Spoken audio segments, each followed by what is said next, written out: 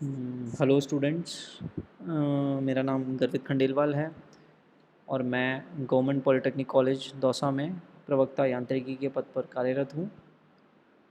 आज हम mechanical third year students के लिए रेफ्रिजरेशन और एयर कंडीशनिंग सब्जेक्ट में रेफ्रिजरेशन एंड हीट पंप को डिस्कस करेंगे।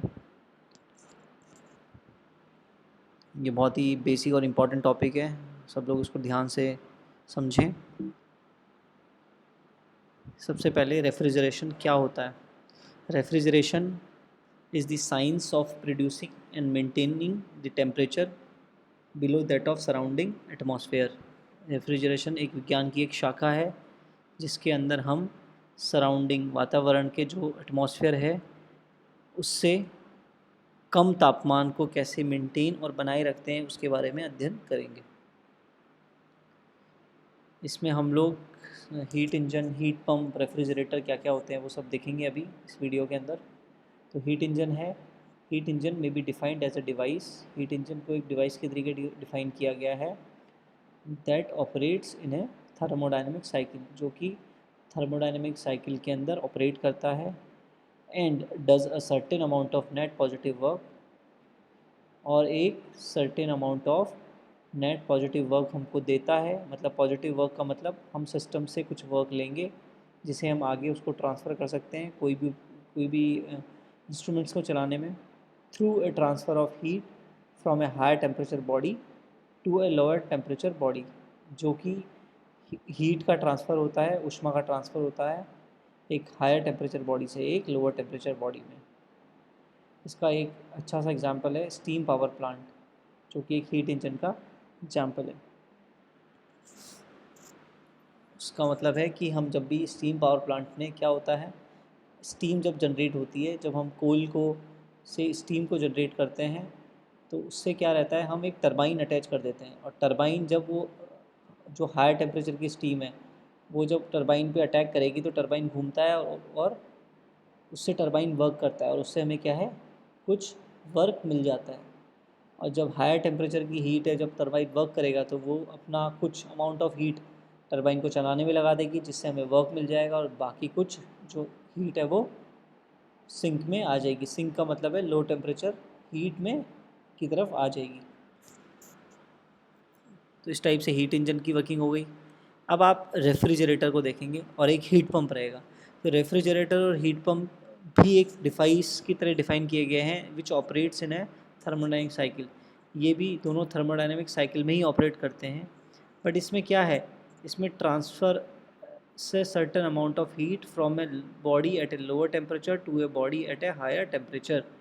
इसमें क्या रहता है कि हमें लोअर टेम्परेचर बॉडी से हायर टेम्परेचर बॉडी में हीट का ट्रांसफ़र होता है, और वो ट्रांसफ़र वैसे पॉसिबल नहीं है। तो हम क्या करते हैं, एक सिस्टम को कुछ एक्सटर्नल वर्क देते हैं जिससे कि हम एक सिस्टम से लोअर टेम्परेचर बॉडी से हीट निकालते हैं और उसको हायर टेम्परेचर बॉडी में भेजते हैं। इसके यदि हम एग्जांपल्स की बात करें तो डोमेस्टिक रेफ्रिजरेटर और रूम एयर कंडीशनर इसके एग्जांपल्स हैं। और in a refrigerator the required output is the heat extracted from the lower temperature body. अब आपको जो रेफ्रिजरेटर है इसमें हम यदि आउटपुट की बात करें कि इससे हमें आउटपुट क्या मिलेगा, या इसका इसका आउटपुट क्या है, वो क्या है, लोअर टेम्परेचर बॉडी से कितनी हीट को एक्सट्रैक्ट किया है, मतलब निकाला गया है।